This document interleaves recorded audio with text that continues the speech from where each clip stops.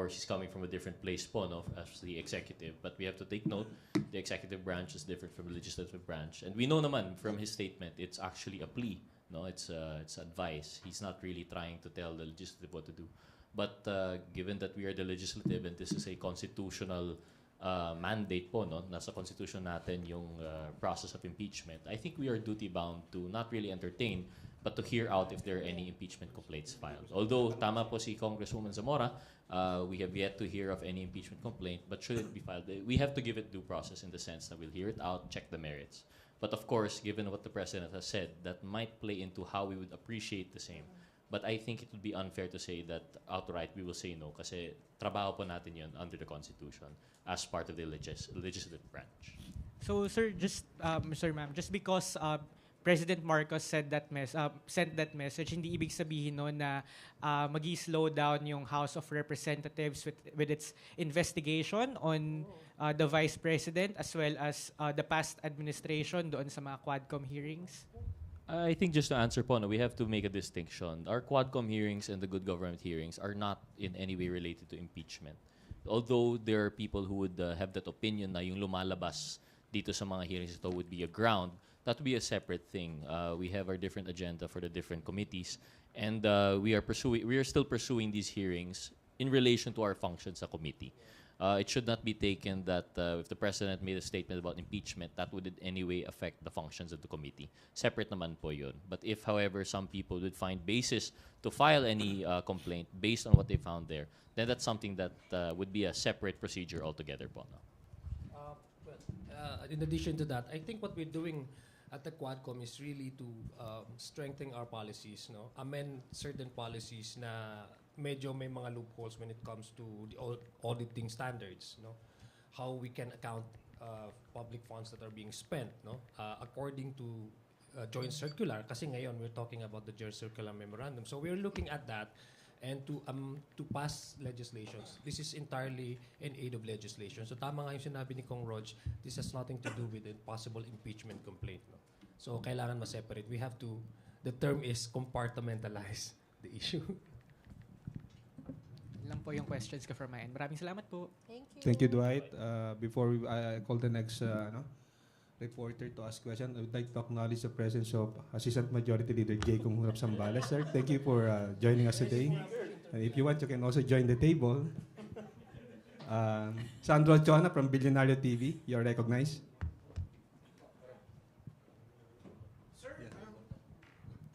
Good morning, sirs and ma'am. Na-mention ni SecGen na we may not have enough time kasi sabi niya they need at least 10 session days to act on an impeachment complaint. Kung ifa-file ngayon, your thoughts on that, sir? So pwede bang tanggapin? Paano po ba? Pwedeng tanggapin and then maybe next year na?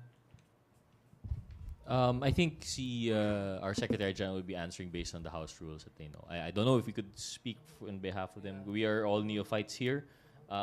This would be our first to entertain that. But if that is his opinion, then I think that should be... It has some weight naman po, no? But as for, on my part personally, I'm not aware of the limitation. If I understand the rules right, it must be acted upon within 10 days. So pwede naman right after. But I could be mistaken. So baka doon po nanggagaling si Secretary General Velasco. So pwedeng next year na lang. Pwedeng next year na lang po. Well, I think the Secretary General is speaking on the practicality of time. He wasn't really saying about the acceptance or receiving any complaint. So kung 10 days siya, if that's according to the rules, how many days are left before we call for a break? No, 10 days. 9 session days. So I guess the Secretary General is well informed about the rules. So probably the practicality of time, that would also be a problem. I guess it's a challenge. Thank you. Bibian Gulia from ABS-CBN. Sir, after your question, how are you taking the President's message, yung kanyang text message? Is it an order, a suggestion, and will you give it weight when you are faced with an impeachment complaint? Wala akong natanggap na text eh. But may confirmation. No, of course, we're going to put weight. Bibigyan namin naman kukonsidera namin yung message niya una sa lahat, again, 11, 12 na, wala pa rin kaming, wala talaga. Sa totoo lang. And kayo naman, nandito kayo araw-araw, wala pa rin, malalaman nyo yan kung meron na. Pero wala pa kaming natatanggap. So, wala. I mean, yes, ginagalang namin and binibigyan naming respeto and syempre, mag-way talaga yon pag dumating ang panahon na may mag-file ng impeachment complaint. Just in addition to that lang po, no, I just want to categorize. I don't think order naman po yun. Kasi like we said, separate naman po yung executive and legislative. Pero ang kagandaan naman po with the government now, it's very open lines of communication. We've experienced that po kami sa legislative. Although our functions may not be executive, when we have comments, opinions, they're always open. The secretaries, the president, and all the way down the line, they're very open po for communicating with us. And I think that's what's happening now in the same way. I wouldn't call it a suggestion. Perhaps it's an advice, given his wisdom of what he sees in the situation. So, po. But I really don't think that is an order po, no? Because that's a different jurisdiction naman ng powers natin. Thank you. Well, in addition to that, tama, re-echo yung statement po ng mga kasamahan ko dito. Of course, we would respect the position of the president and we value his guidance, no? Pero sabi nga, hindi yun directive, no? It's an appeal actually, if you look at it. If it's an appeal. So that speaks about, again, the character of the president respecting the independence of the legislative. Because if it's done directing the members or the leadership, that is in a way intervening. But the message was actually an appeal, requesting for a possible, not to entertain, possibly, no, not to entertain. Actually, the statement of the president was when he was interviewed. Ang sabi niya is it was a private message, and that was a plea, no? And that was a plea. So it only speaks about the president's respecting the independence of a co-equal branch. Thank you. Second question. Okay, lang, go ahead, sir. Vivian. You did mention na parang patuloy pa rin, tama ba, yung mga investigasyon ng Quadcom? I mean, yung investigations ng Quadcom and ng good government on the OVP confidential funds. But sa schedule this week, parang wala pa po ako nakitang schedule ng hearing this week, whereas in the past, parang every week may hearings. How should we take this po? Wala po bang slowing down, kumbaga, doon sa mga hearings? Well, it also depends kasi on the availability of our resource persons. So once we schedule the Squadcom, once we schedule the next committee hearing, we also consider yung availability ng possible na magiging resource persons. Kasi, of course, kailangan mong pag magkukwad ka, maghihiring ka, kailangan lahat ng tatanungin mong tanong at yung dapat na tanunging tao ay nandoon. So, yung scheduling naman is, I guess, wala pa, it's not official, but we're looking at possibly this within the week. No? Magkakaroon po ng continuation of the hearing ng Quad. Just to add lang po siguro, dahil lang po wala sa schedule, doesn't mean hindi po tuloy. Like we mentioned, I think we're of the opinion, what we understand from what's happening sa Congress is that tuloy pa rin naman po yung ating mga hearings. It's just that as of now, although wala siya sa schedule, we have to take note under our rules, we have 3-day notice. So it could still happen. We have hearings from Mondays to Friday, so it could still be like either today or tomorrow you might receive the notice. But in addition to that, just what we've heard, I think one thing to also consider, although it's not a slowing down, it's Christmas season, mahirap na rin po. All of our congressmen also have to be in the district. They have to be with their respective constituencies. So that might be one consideration aside from po yung sa resource person. So just because wala po sa schedule doesn't mean hindi po tuloy. It's just a matter of time, scheduling lang po siguro. Thank you. Thank you. Thank you, Vivian. Big Sumintak from Net25. Morning po. Sir, regarding dun sa issue ng time constraint natin, kasi 9 session days na lang, tapos according to SecGen, 10 days kung sakaling mag-file yung to act on the impeachment complaint. All in all, sabi niya, doon sa prosesong yon 130 days. So, papasok na tayo by February ng election session. Pero, based on our observation on the previous impeachment, like for example, the impeachment case of former President Joseph Estrada, may isang mode na pwedeng i-shortcut siya. Now, what you need only is to get the one-third signature of the member of the House of Representatives in order to para mabuo yung tinatawag na article of impeachment. May we know kung sa leadership, sa majority, aside from the statement coming from the President, kung talagang may balak na i-impeach si Vice President, nasa agenda ba ng majority using the shortcut method? Well, yung sa kay former president, that's a direct action taken by the House, previously. So ito kasi sinasabi nga namin, there's no advice. We don't actually discuss about impeachment, no. And parati ho namin sinasabi to, there's no official or there's no formal discussion or talks among the leadership, and even sa amin po, about a possible filing of the impeachment. Actually, ang naririnig po natin na may ready for filing, yung kanilang complaint are yung mga ibang grupo po outside. But as far as the leadership is concerned, that is, to me, within 9 days, nung sinasabi ni SecGen, that cannot happen because it only possible if the House directly has taken action on the complaint, meaning if you have secured, I guess, a number of signatures of the House, that's the time that you can actually talk about impeachment directly in the plenary. So hindi mangyayari yun. Well, again, we aren't in any discussion of any specific process na or method na gagamitin because as emphasized, wala namang nagfa-file pa. But just to answer lang po yung question, I think because it's theoretical. Yeah, there are the 3 modes po, no? And I think it would be correct to say that by the 3rd mode, if you're able to secure 1/3 signatures, it would go directly. So just to answer the question, if I understood it correctly, tama po, that would be a way siguro around the 10-day rule. However, as mentioned, it really would depend kasi practically speaking, wala pa pong nangyayari. Because you have to take note, it's not just magic po, yung 1/3 number of seekers, that's quite a lot. It's 100 plus. So kung meron man, there should be word about it right now. And unfortunately, we don't. We've always been consistent when we say po na we haven't heard about impeachment. Usually it's from the outside. Before it came from other camps. Now we're hearing about complaints from private citizens. Pero that's still outside pa po. So technically speaking, nothing has started. So we can't really speak about yung timeline po. Thank you. Marian Enriquez from TV5.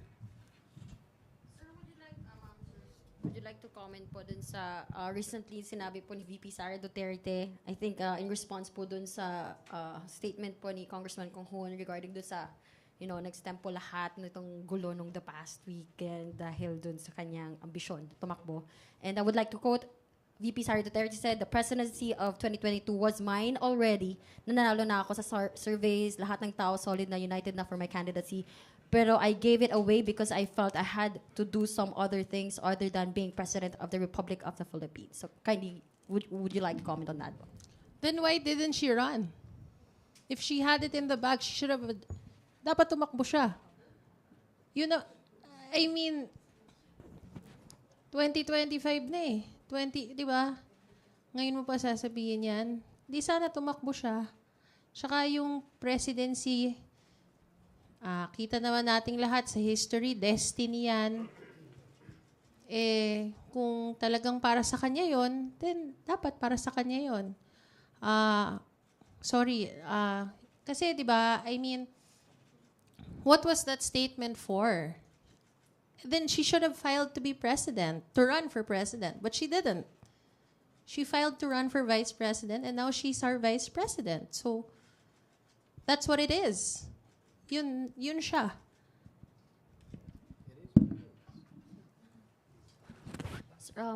Would you also like to comment on this statement? Ang ganda ng sinabi niya. Yes. I think this is particularly for the House members. Huwag nila ako i-gaslight into saying na ako ang dahilan ng kaguluhan na ito. Ang kaguluhan na ito ay nagsimula sa terrorism nila, sa harassment nila, sa threats nila sa mga personnel of the Office of the Vice President. I mean, particularly about the Good Government Committee hearing po.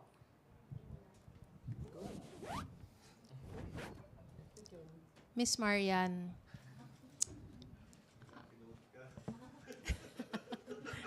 Hindi. To put it quite frankly, hindi naman, if there's smoke, there's fire. Yung mga ganyan naman, it started with a speech of Congressman Valeriano. Dinala sa committee, nag-hearing, and in the course of those hearings, ang daming lumabas. Ang daming acknowledgement receipts, ang daming lumabas na pwede naman sanang sagutin. And it's not gaslighting. Again, it is what it is. Ang dami, hindi naman, di ba, kami, nagpapagod kami, nagpupuyat kami para silipin yung mga dokumento na yon, para isa-isahin. And ang dami naming nakikita. In fact, marami pa kaming nakita na hindi pa namin naitatanong. So, hindi siya terrorism on our part na we're terrorizing the OVP. Had they answered the questions from the very beginning, then sana tapos na sana yung mga hearings ngayon. Ang problema, they spent so much time not attending the hearings, and now that they are attending, di ba? So, kung sana nung umpisa pa lang, pumunta na sila, then sana tapos na, nasagot na sana nila. Yun lang. Uy, sumagot ka. Well, ganito kasi Maria, no? We're actually what we're trying to exercise here is the mandate. Is the mandate of this office. I mean, the mandate of the legislature. The only way for us to really find out is to hold these inquiries, no? And to hold anybody accountable. Yun lang man talaga yung pinaka gusto natin mangyari in aid of legislation. Tama po yung sinabi ni Kong Pami na we are not pinpointing a specific person here.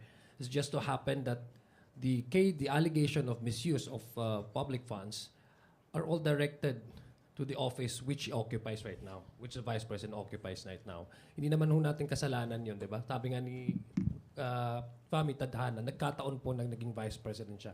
So number one, the issue is there. There are so many questions that up to now have not fully answered. There are so many questions and the manner by which these confidential funds were spent.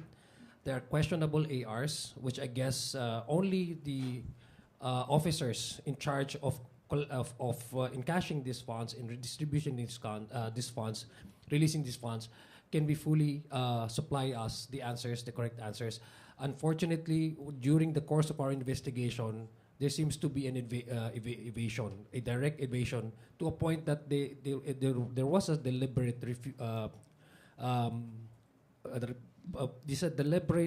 refusal to attend, to a point of, sa palagay ho namin sa committee, it's an attempt to frustrate the committee in finding out the truth and for a possible filing of a sound legislation that can rectify these wrongs. So ganun lang po. I think we should focus on the issue and not to dwell on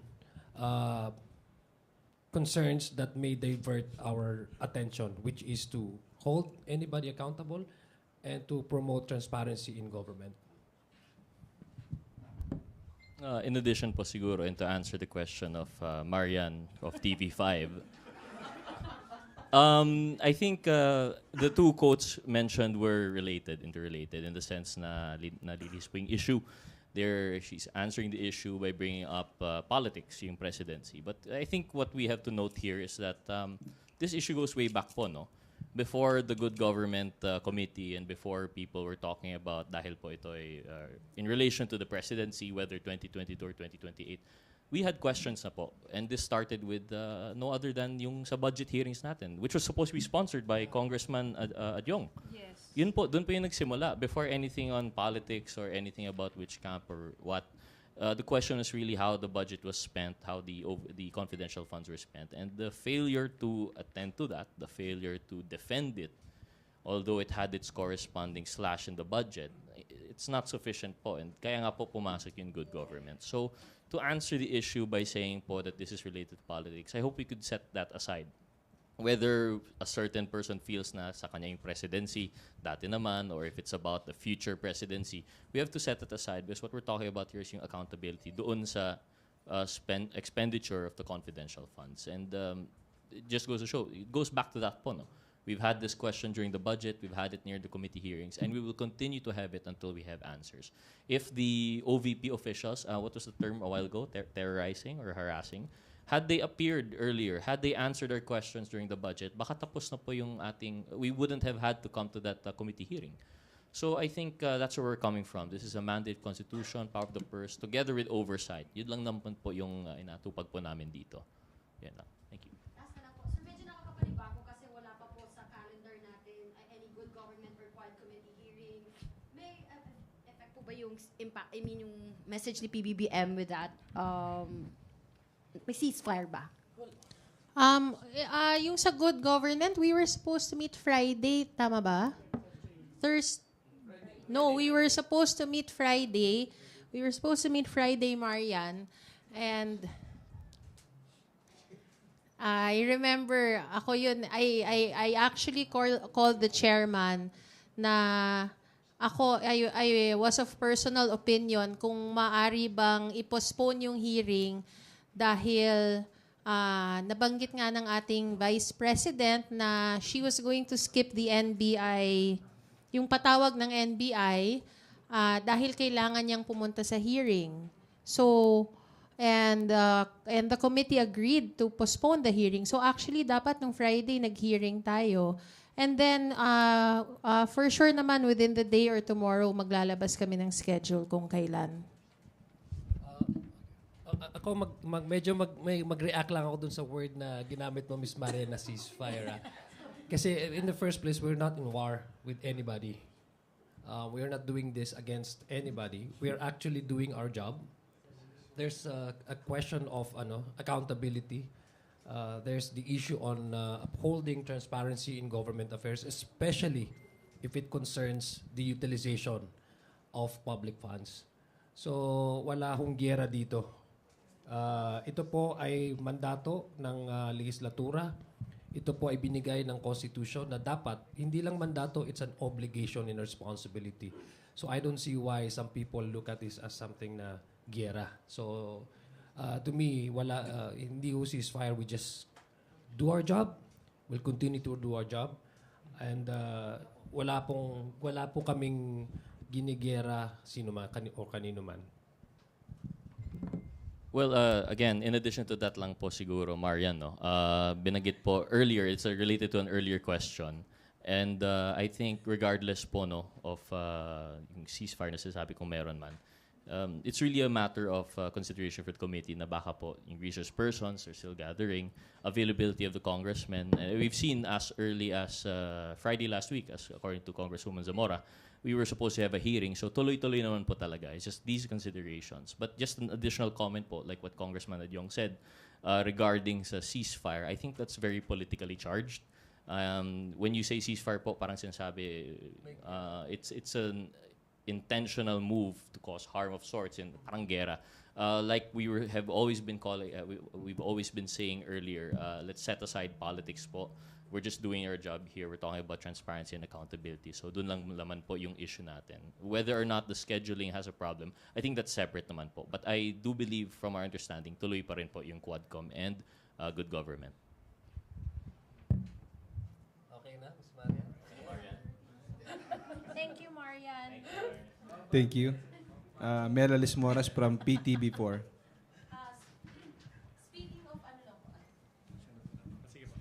Speaking of good government hearing lang po, can I just ask yung ano po yung naging basis dun sa pag-release ng release order kay Attorney Zulaika Lopez, and moving forward, ano na pong mangyayari sa kanya?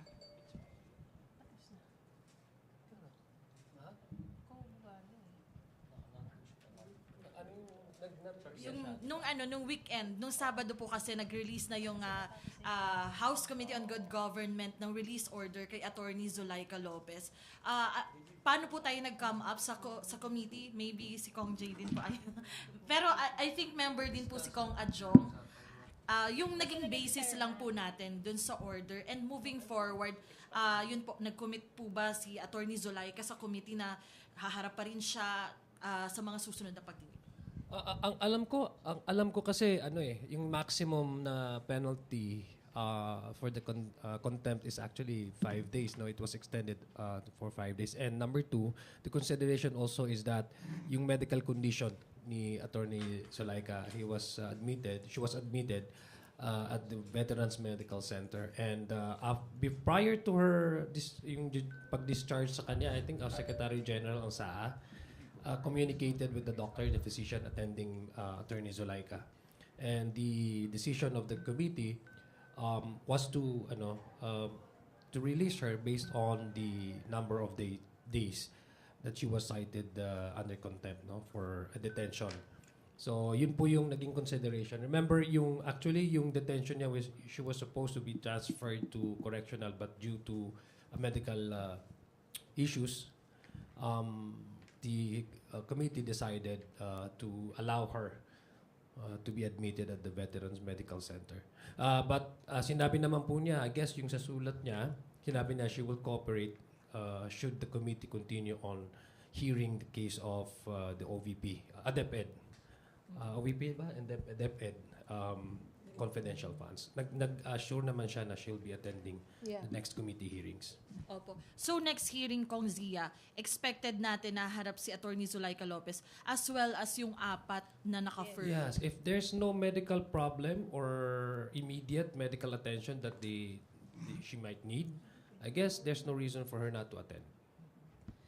Sorry, baka lang po may info din kayo. Si Mark Taguba po ay pinayagan na ng Bureau of Corrections na manatili nga dito sa House. Ano po yung magiging process doon if we have info? Hanggang kailan po kaya dito siya dito mag-stay? And ano po ba yung process pagka convicted yung nasa mas mahigpit po ba yung security? Kung meron lang po tayong info about it. Merong request for transfer. Yes. Si Mark Taguba kasi, during our last hearing, ito si George can also say something about the request.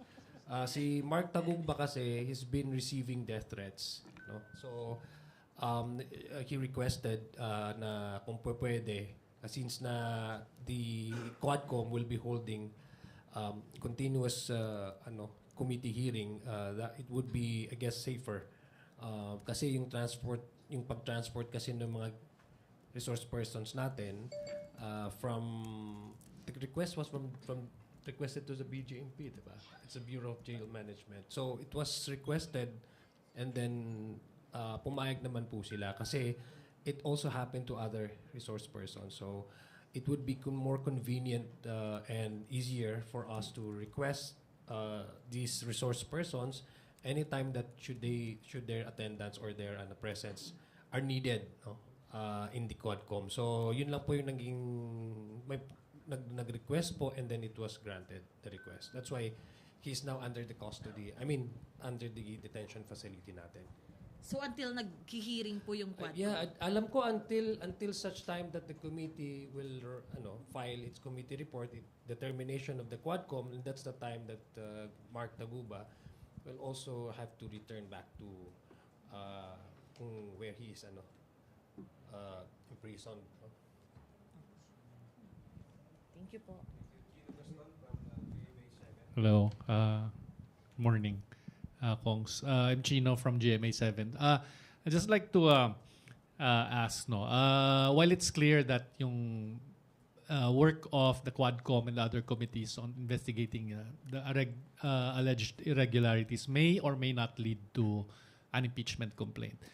Is there also a safeguard na someone might safeguard against someone that might actually stymie the impeachment process by filing a defective complaint? May mga ganun ba kayong pag-uusap na, somebody just file a defective complaint and then it'll be barred for, I think, a year, pagkatapos nun, diba? So, is there safeguards or are there talks about that? Sorry, sir, I won't be able to talk about safeguard. Well, for one, I don't think it's been discussed. If there have been discussions on safeguards regarding that issue, probably beyond beyond our circles. Kami po were just members here. But from my understanding po, and I could be wrong because, again, as mentioned, we're neophytes, when there is a pending complaint for impeachment, in either of the three modes, I think if it is defective, the third mode would be eliminated right away because I don't think 1/3 of the House would vote on that and promote that. But for a defective impeachment complaint to have been filed and to be endorsed by a congressman or congresswoman in either of the, or the second mode also, by which an incumbent congressman or congresswoman would file that defective complaint, I think these two would still have to go through the Justice Committee. And I think that's where they would thresh out the defective complaint. But whether that would trigger the 1-year ban under the Constitution, I'm not too familiar. But I think that's the safeguard in the rules, is that it would be dealt with by the Justice Committee po.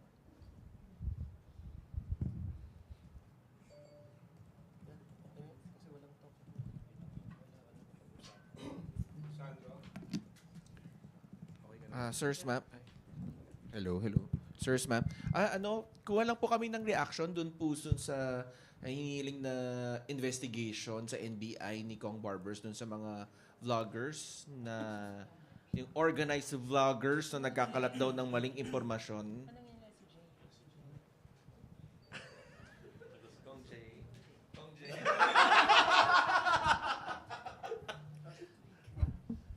Just to start lang po siguro, I think we all here in the House, I can't speak for them, but I think we would be in support po of the call ni Chairman Barbers.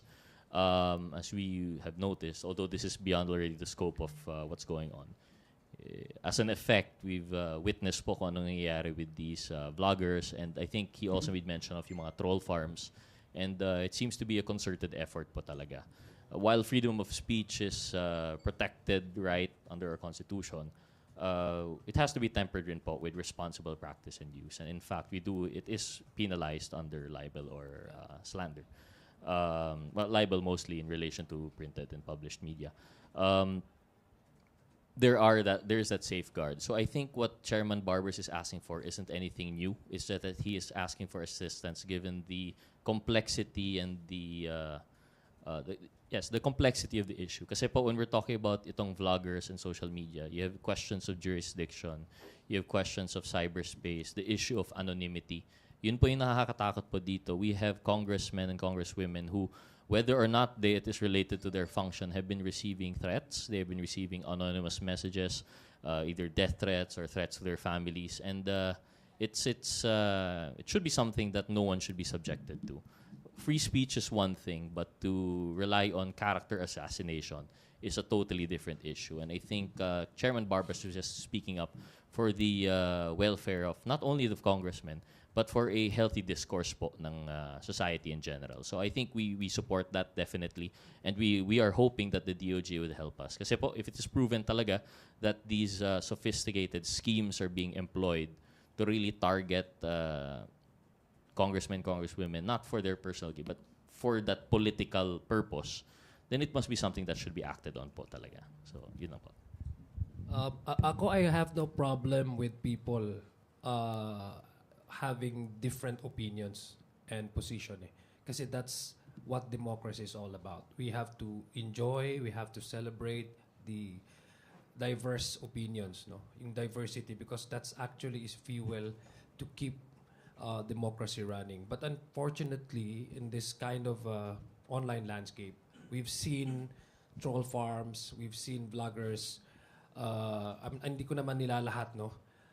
Who are up for grabs, no? Sometimes they're being used by political propaganda to malign, discredit a certain perceived enemy, no?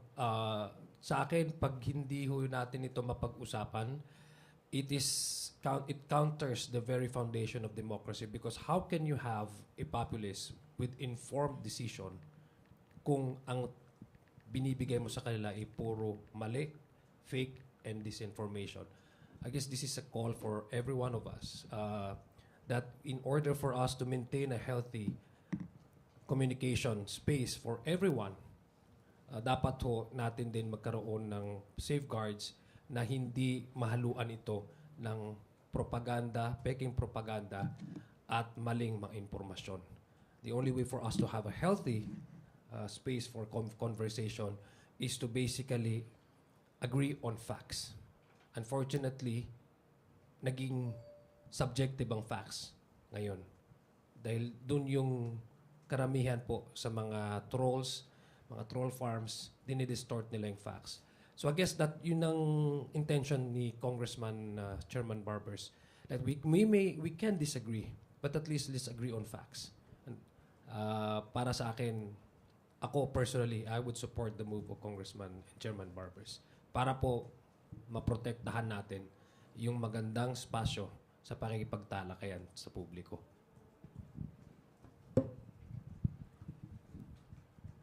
Okay. Next question from Billy Vegas, Pawanti Politico. Habol ko lang po, meron pong sinabi si VP Sara. Sabi po niya, mas sure pa daw na dadalo siya doon sa hearing ng good government kaysa doon sa patawag ng NBI. Reaction lang. We look forward to it.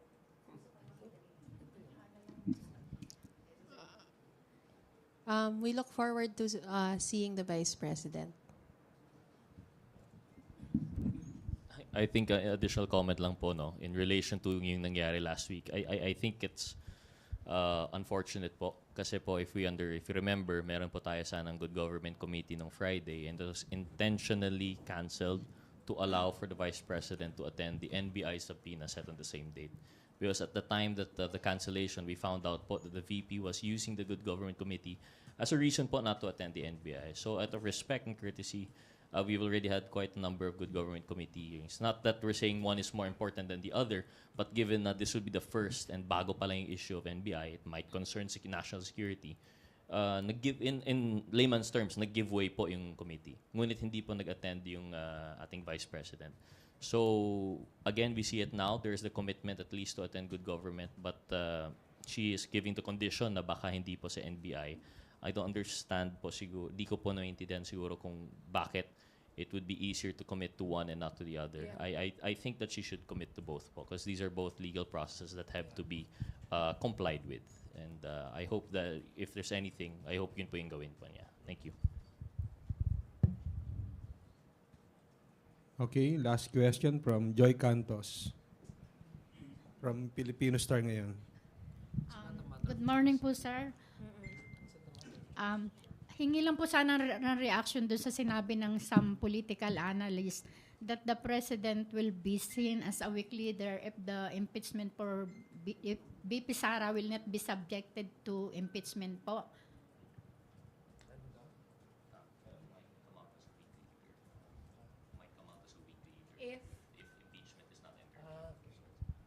To answer po, no. Of course, everyone's entitled to their opinion, and that political analysts, if they believe impeachment is the only route to show strength, then we can't change that. But siguro po, ako personal opinion for this representation, impeachment is not the only avenue to exert kung ano man yung tama. As we've discussed prior, wala naman pong immunity ang Vice President. There are also possibilities for criminal accountability, criminal liability to be had through, yun nga po, and we've seen it. The PNP has filed cases, the DOJ, through the NBI started investigation. So it's not the only way to, exact accountability for those acts. But regarding impeachment po, that's a totally different matter also.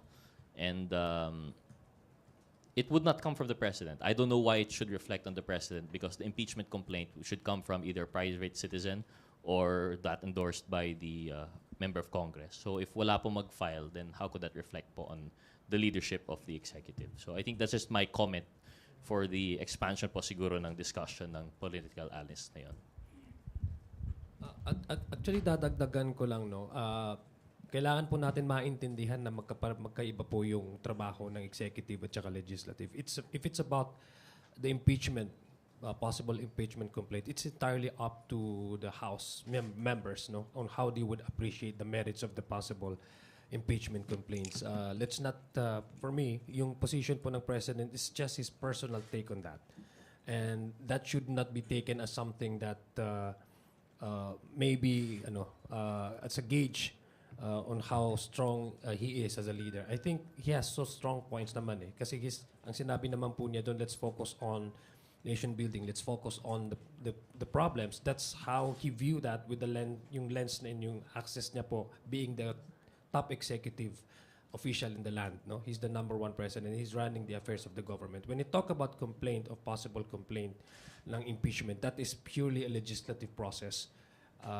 Na it's again depends on how the membership, individual members will look at the merits. No, balikan ko lang po yung kaninang tanong ni ng ating kaibigan, boss. I think choosing between the two, it's not really a matter of choice. It's actually I think it's proper, and it's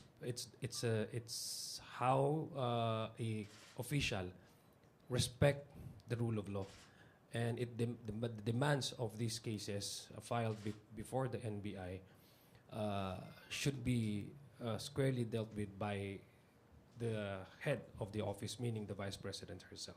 So it's not really a choice between which does she favor the committee hearing of the Quadcom or the NBI. Both are important, and if we talk about transparency and accountability, it is demanded of her to put urgency on these two venues for her to really explain, and then maybe explain her side or her own position on the allegation that were thrown at her and her office. No, so ganun lang po, idadagdag ko lang po sa sinabi ni Kong Rog. Sir, just a follow-up, sir. Are you in favor of impeachment versus President Sara? Maybe not now due to time's constraint, but next year, next Congress, sir. Are you in favor of impeachment? Me? Impeachment. Ikaw daw, ikaw ang tinatanong. Wala pa naman pong hinahain na impeachment complaint. So I think it's preemptive na sumagot sa ganung mga katanungan. Kung meron na pong impeachment complaint, depende mo po sa substance, yung merits ng complaint na yon. I think what's happened po kasi is people are equating yung impeachment to a political exercise. It's whether you are for or against the person. But I hope we don't forget the fact that impeachment is based on grounds. This is not on personality. It is about the facts that attend the facts and circumstances surrounding po an alleged violation. So we're talking about graft and corruption, betrayal of public trust, culpable violation of the Constitution. If wala pa pong basis, and rightly so, as mentioned by Congressman Adyong, kung wala pong inihain pa na complaint, how can we base po, how do we say na these are the facts are ready for impeachment? So we can't say we're for or against until we've seen po the complaint. Yun lang po. Thank you. To our honorable guest, kindly proceed with your short opening, closing remarks, rather. Nagpapasalamat kami sa inyong mga katanungan. I mean, for sure naman, this week will be a colorful week, and the next 2 weeks ahead. Andito lang naman kami to always answer your questions. So maraming salamat, and we hope that everyone has a good day ahead. Sa ngalan po ng aming leader, si AML Kong Hoon, kami po ay nagpapasalamat sa inyo, aming mga kaibigan sa media. But thank you for this opportunity. We hope we're able to answer your questions. Thank you po. Good morning. Thank you. Kong Sia.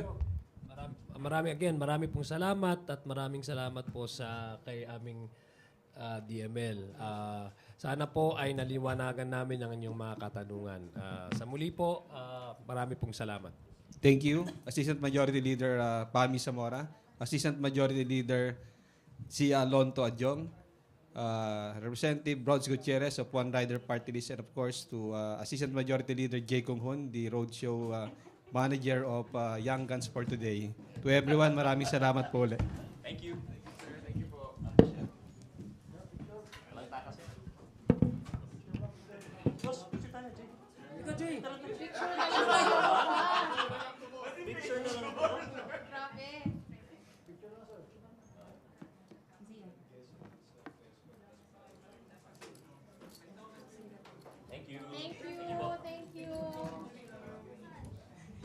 Boss, good